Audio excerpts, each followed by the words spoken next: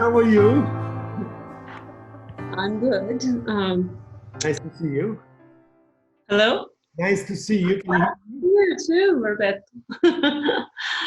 Nice to see you. Thank you for taking the time. Thank you. Thank you for inviting me to participate. So, would you like to say a couple of words about who you are, and what you're doing, and where you are also? Sure. So my name is Ana de Luna, and I am an actor, and I write a lot of my own work. I do a lot of solo theatrical performance. And I also work part-time as an HIV test counselor at the San Antonio AIDS Foundation. And this pandemic has affected me, just like everybody else. Personally, I have lost half income. So I have a couple of performance shows. One that's called The AIDS Lady that it deals with trying to encourage HIV testing and in talking about myself and the clients that we serve. And I had one of those productions that got canceled. I also have another performance, a solo, well, it's not a solo show anymore, but another show that I wrote called My Arab Fall, which deals with female protesters in Egypt and sexual assault, and also how it relates to sexual assault here in San Antonio. I had a performance for that for Women's History Month, and that also got canceled. And then I also teach part-time at Bonham Academy with San Antonio Independent School District. I have a theater arts class that I teach for little girls. And we were working on sharing my mother's immigrant story, Carmen from Mexico, another solo performance that I wrote, but I was going to use and make it like a children's version. And so we had been working for months and months on that. And obviously that got canceled too. And I also was supposed to perform the adult version of Carmen from Mexico at the Guadalupe Theater this summer. That got canceled as well. So that has, like made me a little nervous. And at first I was like, okay, well, it's just, it's just for the fall. That's it. I'm sorry, it's just for the spring, and then things will get back to normal in the summer. We'll start doing shows again, and everything started getting canceled for the summer. And I have been able to get some bookings for things in the fall. However, I'm unsure if that's going to happen either. So I'm nervous. I've been lucky though, because with my part-time job at the AIDS Foundation, we are allowed to work from home. And so we can't do HIV testing, obviously, home, and we can't go to people's houses or anything like that. So we've temporarily suspended that. However, we are on call. People have been calling me every day, asking about HIV, about testing, about sexually transmitted infections. A lot of people really need help and resources right now, and there are very limited resources right now where they can go and get taken care of with those things. But I think a lot of them have been definitely finding some comfort knowing that someone could just at least talk to them in the time being. I personally live alone, and so this has been a challenge for me because I don't have a significant other or children, and I don't have any roommates, and I do like my, quiet time. I'm more of an introvert, so that's not that's good, but at the same time I am feeling the solitude, and so that's been difficult. But I do have a cat, so he's been giving me a lot of love, and a lot of friends I can call, family. We can have social distancing meetings with each other. And I have to say that I have not been as proactive as a lot of the other artists that have, also been affected. I have not been like doing online performances. What I've been doing more artistically is going back and looking at video footage of my past performances and doing a lot of video editing, but also just looking at a lot of my performances and critiquing them. And I have been editing some of my scripts. And so that's where I've spent the majority of my art. And then also I try my best to do something artistic, at least for myself every day. And sometimes that could be like, I've been wanting to like learn more mariachi songs. So I've been trying to learn, try to practice those, nightly if I can. And and then that's basically it. I mean, I've been enjoying watching some of the things that people are doing online. I have not done that yet. I might, but that's what's been going on. So it seems that the COVID-19 has been very impactful in your life. Not only has isolated you like many others, but you in a special way, because it has also isolated you from your work, from the even this need of creating. That I know you are very active in creating your work, and also from the projects that are coming. Right. Yeah. So this must have been is certainly very traumatic. Mhm. So in this traumatic moment, where are you? Are you past the climax, or are you because that's been now 5 weeks for Yeah. us, Yeah. right? I think I am past the climax of being freaked out. I think that especially when it first happened, and I had some trouble sleeping, and I think a lot of my friends have told me the same thing. And I normally don't have any problems with that, but I found that I had to take some melatonin every night, and they come in like these gummy bear forms. And so I would take that, and it said just take two, but sometimes I end up taking like 4 or 6 a night. And I hope that's okay. But I did that for a little while, and then I started listening to these like sleep meditations on when I would go to bed. And I did that for a couple of weeks, and now that's passed. I don't really need to take the melatonin anymore, or the the meditations. um and and luckily for me, like, I don't have significant mental health challenges. Like, I've never really suffered from depression or anything like that, or anxiety. So I've been lucky that way. I feel like strong mentally, but I think that this is something that's just, these are extenuating circumstances. And so it has been a challenge.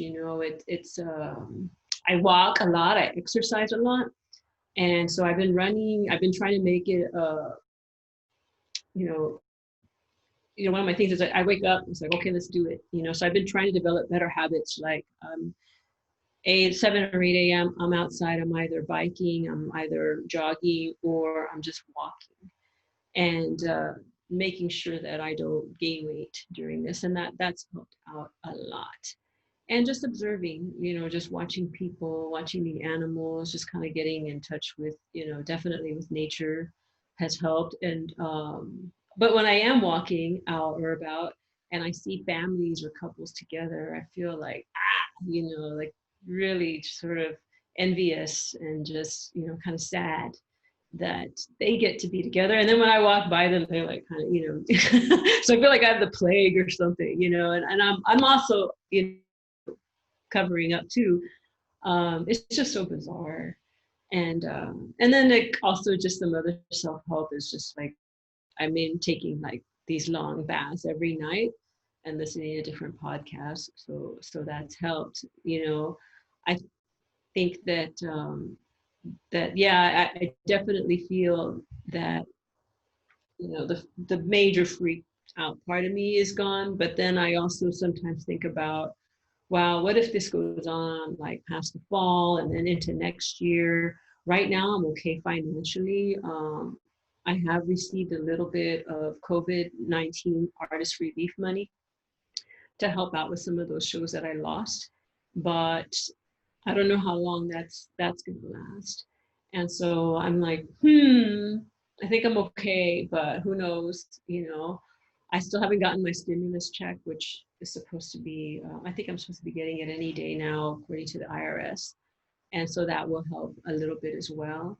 But I just wonder, like, wow, what's going to happen, at the end of the summer, or, looking on to the future.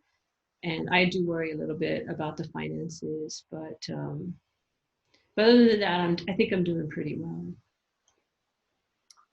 So I see some of your posts on Facebook, some of mostly pictures of your walks, and it's interesting to see of your walks. Now you have posted some pictures of you walking and Oh yes, on my walks. you know, Yes. Yeah. and you seem to develop a intimate relationship with those places. Yeah. Yeah. No, I think. So I live in south of downtown. It's the area Southtown King William, and it's just gorgeous. You walk outside, and so that's really helpful. I mean, the river's right there. And normally, before the pandemic hit, I would just bike or run along the river and just go further south. And occasionally I would go downtown, but and to the downtown river walk where all the touristy stuff, what I would do that, but I didn't really like it because you're, dodging all these people, and then you smell this like really terrible grease of all the restaurants that are, in that area. And it's just, I never liked walking around downtown on the Riverwalk. But since this pandemic, it's been sublime because there are no tourists. And I mean, I love, people coming into our town. I travel the world. I'm kind of tourist, but it's been nice not having them around. And then and not having to smell the rancid grease, and just it's just really tranquil.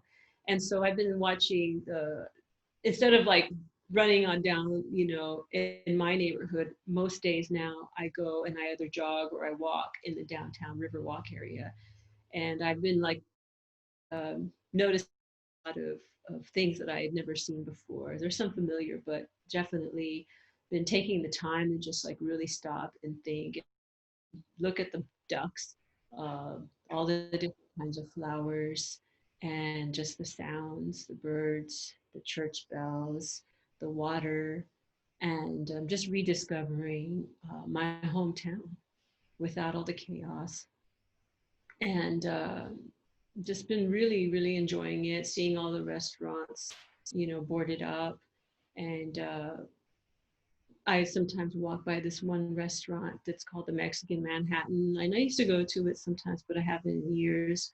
And I look at their outside balcony, and as soon as I feel safe, I want to go up there, and that's where I want to have my first margarita, Oh, um, and it's open actually now. I had been taking photos of it all closed up, but then I noticed somebody, like a worker, wiping the tables down the other day. It's like, oh man, they're open, and I don't think that's right. I think that the decisions for our governor made, Greg Abbott, to let things open up, is it's too soon.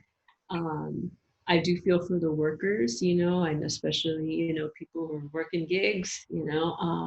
I do want them to be able to make some money, but at the same time, I think that health is the number one, the most important thing. So I'm going to keep away from restaurants for a little while until I think numbers of infections have gone city. But it's been lovely. I was sad, like when restaurants were to open, and part of me, to be honest, likes this quarantine because I'm just, not into the crowds and all the people. It's just been so quiet and lovely. So there's some, there's silver linings in it, but I mean, and I do want people to be able to get out, and people to be able to make money, for me to be able to make some more money. But I really have been enjoying this piece. so you mentioned the government and our governor in Texas, his decision to reopen everything earlier. and mostly there are many parts of Texas that never closed, really, from what I've seen. So what do you think has been, in fact, the impact on the more fragile of our communities? Um, the handling of the coronavirus by our government, the local one, so the city, and the regional, the state, and also the national one. Let's talk about that. Your Mhm. uh, point of view, of course. Well, yesterday when I was riding the bike downtown, I wasn't on the river. I was just, on the streets, and it's a good day to ride because, there's less traffic, even less than, during the pandemic Sunday. So I rode by this one church, and there was a huge mess outside, and there were these some city workers there, and but there was trash all over the place. And on the steps of the church, there were, like, I don't know, about half a dozen or so people, like homeless people, sleeping on them. And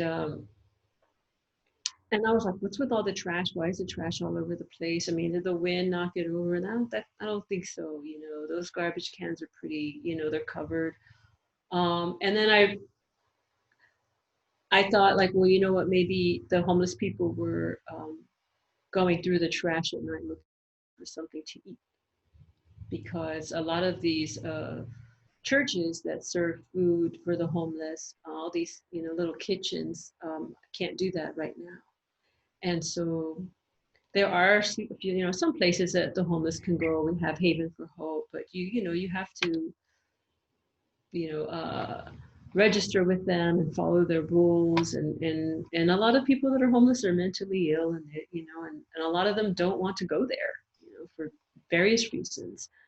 So I was thinking, wow, I have been seeing some homeless people on the river, and there are less people to panhandle and to give them any money.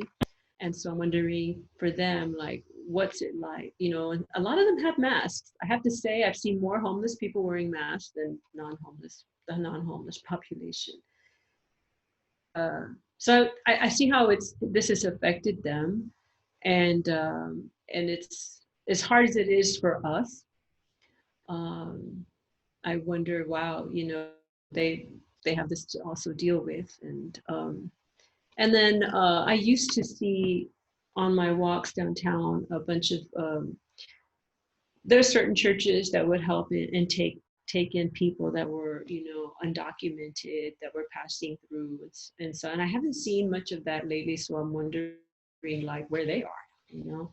I'm worried about um, people in jail, because I used to do a lot of work as an HIV educator. I used to go into the Bexar County jails, and they have like an annex in the main jail and a section for the men and the women.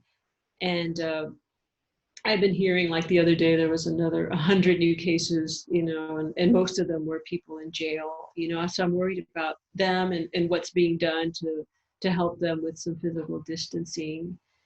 And I worry a lot about my artist friends, because even though, I'm an artist as well, thank God I held on to my part-time job at the AIDS Foundation, because if that were not the case, then I wouldn't have any money. And I worry about all my friends that are working the gigs, and that's all that they do, especially the performing artists. It just really sucks. And as also, I was teaching, and I told you that that gig ended because the schools closed down, but then we were encouraged to develop some online classes, and the San Antonio ISD was like, yeah, let's we can have some of these classes that you can come up with, and they can be part of enrichment for our young students.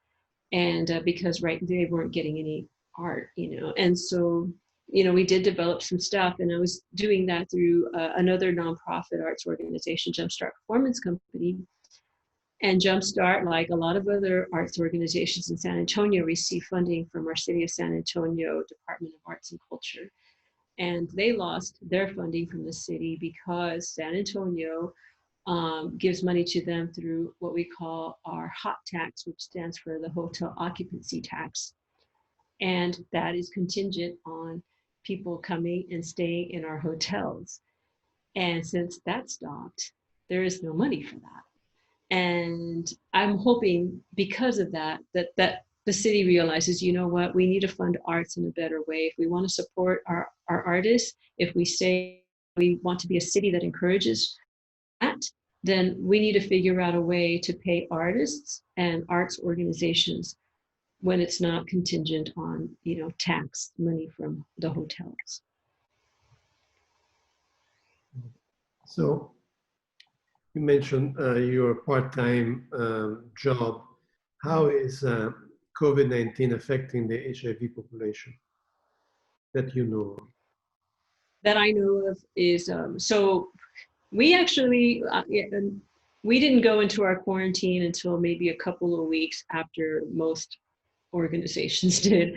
And I think it was partly because we were still trying to figure it out. They were still trying to figure out how we can actually pay staff, to work from home, and what they can do from home, and let it um, let it be allowed through the grants that we get. And these were extenuating circumstances, so they had to let us work through home. And so before that, though, we actually have a kitchen in our facility that we don't just do HIV testing. We help clients that are HIV positive. We have over 1,000 clients that we support, and they receive case management. We have a clinic there, doctors, they can go there for care. And but we have a dining hall that actually can feed all of our clients that are positive for breakfast, lunch, and dinner every day. And not all of our clients need that, but some of them do. And so every day you see, these, people coming in, people who have been living with HIV for decades, these long-term survivors coming in and getting 3, great hot meals a day. And when this pandemic first struck, we had to close the kitchen. They were able to take the food to go though. And so it was kind of strange because, not being able to see them coming into the dining hall was, and then just seeing them like take their styrofoam tray and like sit outside on the curb and eating it like on the street was like, didn't feel good. And then I've heard that, that less and less of them have been, coming up to get their food. So I'm hoping they're okay. So that was one of the benefits of having that dining hall and having our clients come in, is that, we got to see them and keep tabs on them, and we know that they're all right. Anyway, but we just did not, want to bring more COVID-19 into the building. So we actually had to stop doing testing. We tried to do it by appointment only, and we just, we just got stopped. And so it's been interesting. I'm glad that we're able to work from home. I'm glad that we're able to talk to people. One of the things that I've noticed is that obviously, we're human beings. It's very difficult to not be in touch with each other, even like sexually. Uh, Everyone says, stay at home, stay at home, stay at home. Okay, well, that's okay if you like have a husband or a wife or a significant other that you have in your home. But when you don't, it's very challenging, especially if you were maybe seeing somebody regularly and you're wondering, does that have to stop? Because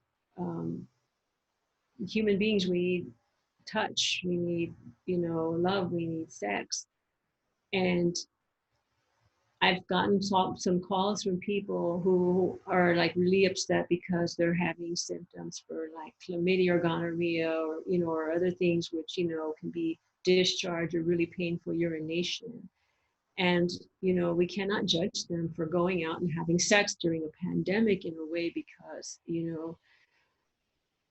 their body's telling them what to do. Now we also like say, hey, use a condom or something. You're gonna go out and get some booty, use a condom. But there's also like, well, is it okay to go out and get booty? I've been seeing somebody kind of off and on, and that's my regular, fix or whatever. Is it okay to see him? Well, maybe, because if you trust that person and it's just that one person. You're not going into, some, party with a ton of people or anything like that. You're just going to see a lover. Maybe that's okay. Maybe it's okay if that lover also lives alone and there isn't a roommate or an elderly parent there that you can possibly also expose, maybe that's okay.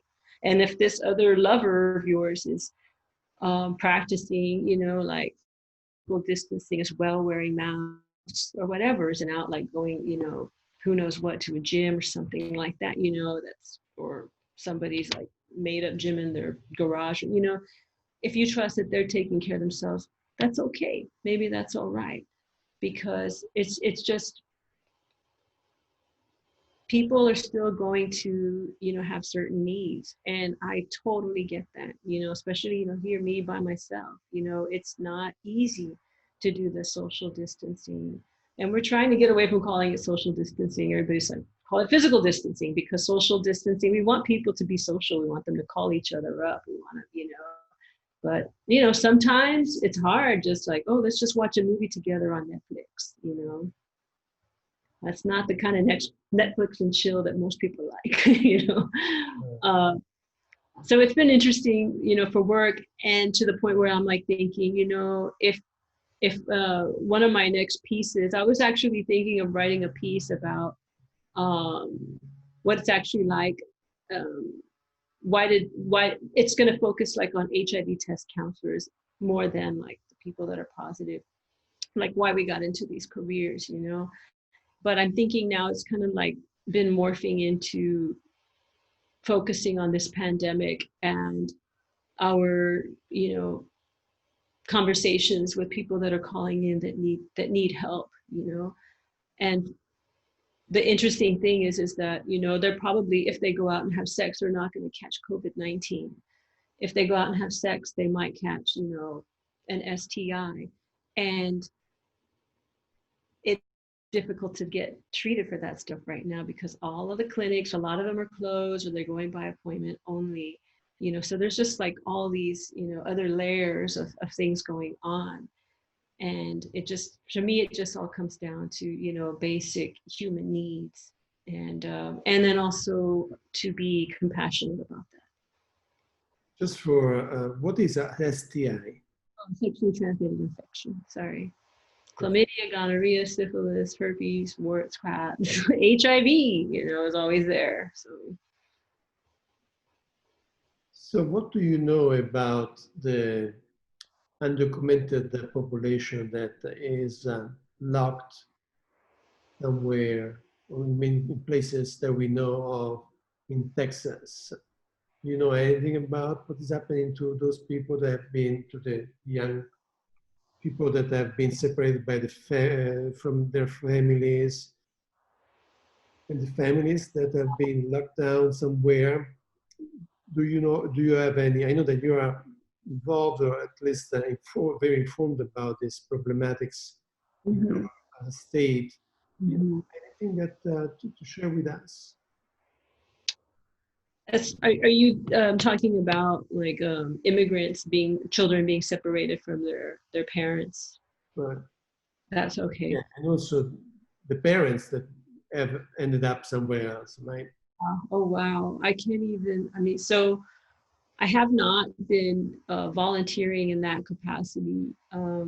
But what is what I hear, from some from the news and some from these nonprofits themselves. And it was definitely something that I was interested in, because that happened to my mother briefly, actually, like, when she was 8 years old, her mother brought her to the United States in the trunk of a car. And I think they tried to cross the river the first time, and with a group of people, and they were caught and they were sent back. And then the second time, my grandmother knew somebody who had a car. And so they put them in, my mother, who was 8, and my aunt, who was 6, and my grandmother were in the trunk.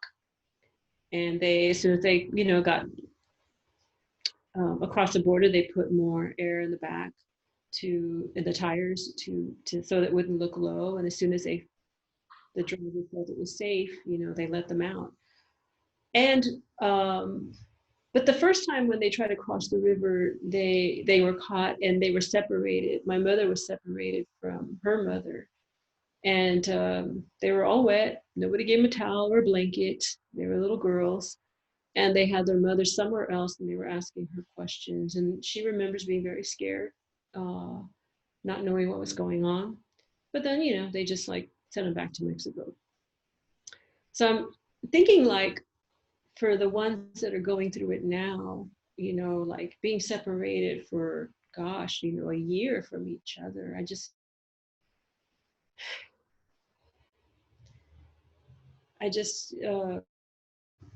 I hear stories about reunification for the ones that are lucky to be, get back with their parents, like kind of not, maybe when they're little, you would think the reaction, oh, mommy, oh, papi, whatever.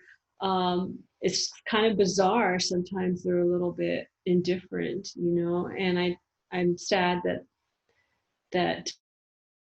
that might be something that will have scarred them for life, that separation. Um, and I'm worried about them being, locked up, because in those detention centers, same with prisons, because you see that they're all together, they're crammed into these small places, and it's just a hotbed for any kind of infection. And I do worry about them a lot, and my heart goes out to them. I think it would go out to them even if my mother wasn't also a Mexican immigrant as well. But it's a big problem. And people talk about like, oh, I want to get back to normal. I want things to go back to normal. And a lot of people, and I will agree with them, say we don't want to go back to normal. You know, normal was sometimes really bad for a lot of people, and I don't want to go back to.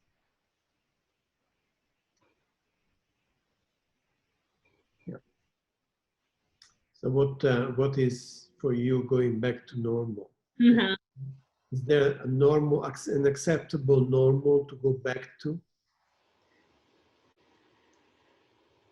I think that personally, if I want to get real personal, is that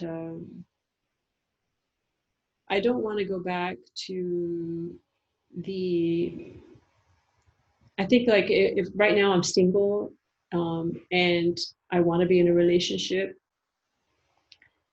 and I think that this time has made me really reflect on what I really want, and so going back to normal wouldn't just be like, oh, just dating around for whatever, just for companionship, or just like kind of like, you know, accepting less than what I want from a man. And so when I go back to normal, or when things go back to normal, I think that I will definitely have higher expectations for myself. And for that, so that's one. Going back to normal, I think that in other ways, I think that I hope that I will be more creative. I hope that I will reach out more, that I'll be more resilient and ready to share my art in ways that I hadn't thought about before. And it may be too early to answer this question, but what would those new ways be of sharing your art? Because you are not only an artist, you are a very ferocious activist in a positive way, a very strong one. So you have always combined, as you mentioned, your work, your art with activism. Mhm. So how would those new ways be?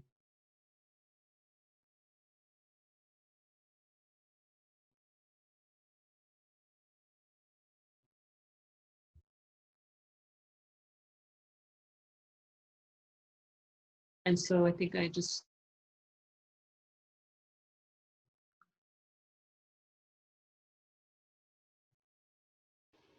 Okay. Yeah. I think that as far as how I could change and adjust, or what I want to change and adjust due to this pandemic, is do more recording of myself on, and then and letting it stream online. I don't know if I'd like. I'm not so much into. I mean, it doesn't necessarily have to be like live streaming, but definitely would probably video record myself more and share more, and not be so shy about sharing my work. And I also think that I would like to maybe do more voice recorded art, more storytelling, without the visual, just the voice. And so I wanted maybe to work more on that. Uh, I've been listening, like I said earlier, to those those sleep meditation tapes, and I'm like, you know what? I've been doing HIV test counseling for years, and people have always told me, oh yeah, you have a really nice, just sort of calming voice. Like, you know what? Maybe I should get into doing stuff like that, Uh, and yeah, and then just try to like focus more on writing. So what do you think that the role of the arts has been for you during these 5 weeks, 6 weeks of quarantine? What it might be once, well, moving forward?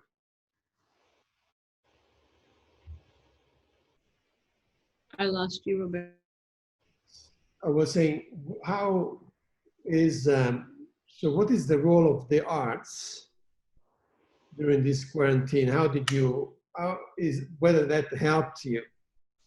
And if there is, well, we don't know moving forward, but what could art lead us a way out of this, or to a new way of life? No. Well, I think I definitely know that people can now see the value of the arts, now that they don't have, a concert to go to or a play to go see, they're like, oh, wow, yeah, artists. Oh, okay. I really miss them, And so what I'm hoping, like one of the things that comes out of it is actually like people's appreciation for it. So more like, and also like understanding that this is something that our government should be supporting and helping, financially with. Um, I do think that we have a unique way to show like some of these injustices that are going on right now, like lack of food, or people getting kicked out of their apartments, evictions, and everything like that through art, because we hear it on the news, but people get tired of hearing it in that way. And I think, if we can come up with creative ways to like put up a mirror to this, it can. We have a lot of power. We really do. And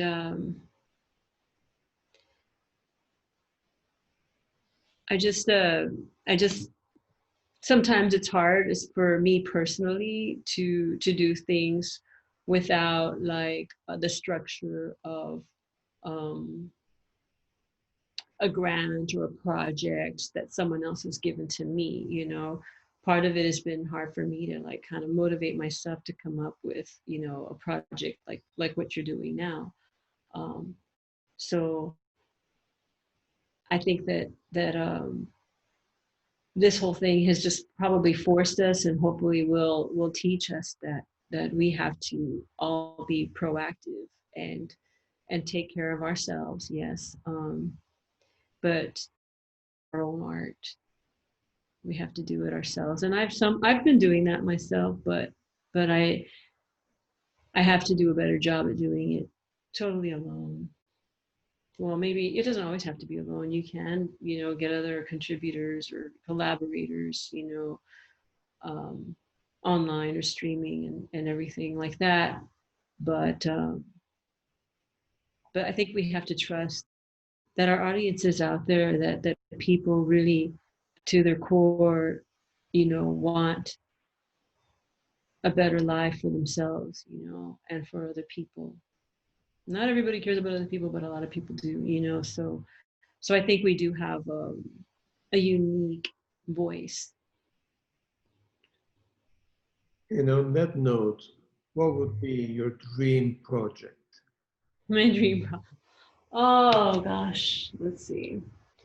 Um, a dream project that I've been thinking about lately is, well, I've got a couple of them. One of them is I want to finish my mother's immigrant story with Carmen from Mexico, and right now it's like a 20-minute piece with a little bit of music. And I would like to, like my dream project would be to turn that into like a full length, solo performance. It's like an hour long, and then with music and video footage, and, the video footage and photos of her in her life, and also video footage of the current situation with, how um, children and other are treated, and once they're trying to cross over and once they're here. And so that's one dream project. Another dream project I had was so I have this show, like I told you, the AIDS Lady, where I talk about HIV and try to encourage testing. One project I thought about was taking that, but also turning it into this um, musical. It's not a musical, but I like to sing, and I want to work more on that, and making it to something where it's like also a musical traveling show where I get a van and I just travel from city to city and then set up a platform and perform. But then, like HIV test counselors there in the van testing people too. So that's a big dream project of mine. And a little bit more expensive. And the music, yeah, it's the musical, and it's going to be like 80s jams, but the lyrics change to reflect, my my issues. So, for these two shows coming from Mexico, the musical traveling TV show, which audience should really see those shows? the the one about my mother, oh gosh, you're saying it's for everybody, but really, yes, obviously you want everybody to see your work. It transcends blah blah blah, but but really, I think that piece, it definitely touches, because I've done it a couple of times as a work in progress, and I'm really, touched by, the reaction that some of the audience members have had. And so I think it's mainly for Latinx audiences, partly because they can really relate to it, and but also because a lot of Latinx people have gotten like some kind of cultural amnesia, and some of them will be like, well, gosh, what are all these Mexicans doing here? And it's like, well, hello, you're also part Mexican. Your grandma came over, you know what I mean? They like forget that just maybe one or two generations ago, their relatives were also undocumented, and and so it's partly for them too. I want to put like a human face to a child immigrant story, you but it can be for anybody. But I think my heart wants it to go to people who can relate to that. Either they don't have to be Mexican, but just some kind of immigrant or um, person of color, some that have had family members not so long ago come to the United States, maybe second or third generation. Um, as far as the AIDS one go, obviously, yeah, not everybody to come to that too, but I think that I really I focus on men who have sex with men, young men especially. That demographic. I really also want to focus on Latino men who have sex with men, and also African American men who have sex with men, and trans women as well.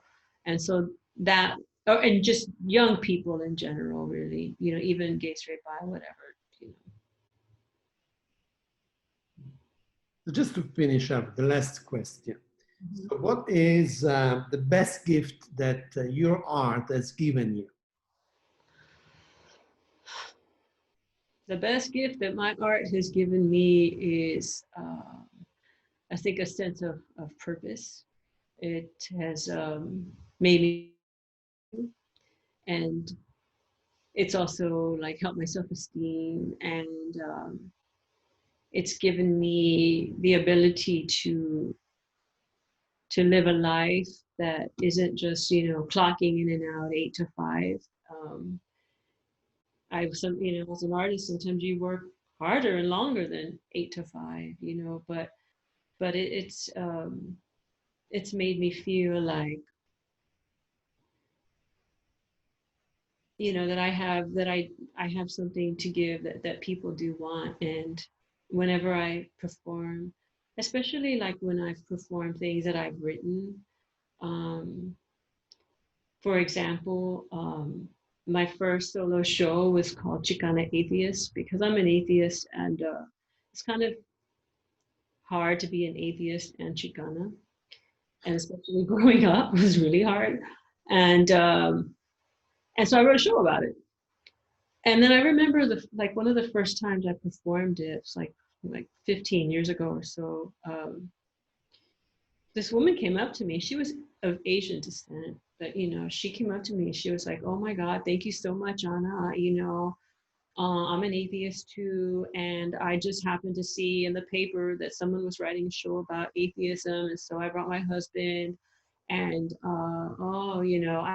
we can relate so much to that." And then another Latina came up to me and said the same thing, that kind of age, and I was like, God, I'm not alone. And that's what his art, I think, has given me, is to know that no matter what I'm going through, I'm not alone. And it feels really good to be able to be there for someone else who thought that maybe they were alone. Thank you, Anna.